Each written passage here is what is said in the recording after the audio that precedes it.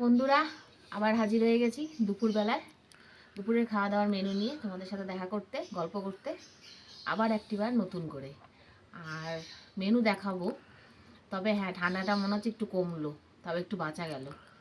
তবে আবার শীতের দিনে শীত না হলেও আবার ভালো লাগে না, আবার অতিরিক্ত ঠান্ডা পড়েছিল সেটাও কারোর ভালো লাগছিল না।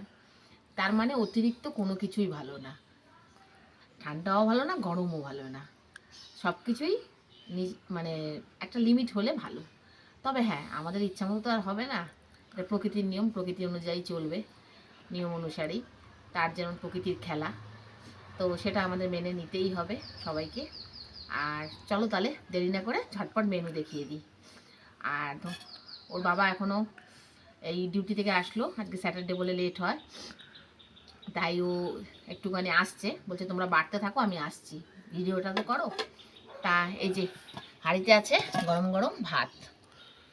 আচ্ছা, আর রয়েছে সঙ্গে এই যে শাক ভাজা, লাল শাক ভাজা পোস্ত ছিটিয়ে। আর তোমরা তো জানো আজকে স্যাটারডে, স্যাটারডেতে নিরামিষ।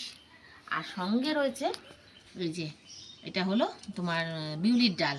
এর মধ্যে তোমার ছিম, লাউ, কুমড়ো, মূলো সমস্ত কিছু দিয়ে, ধনে পাতা দিয়ে একদম করা হয়েছে, ভাজা মশলা দিয়ে।